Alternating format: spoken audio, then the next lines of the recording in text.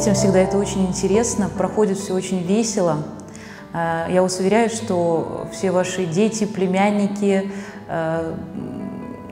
получат массу удовольствия и будут под впечатлением еще потом долгое время.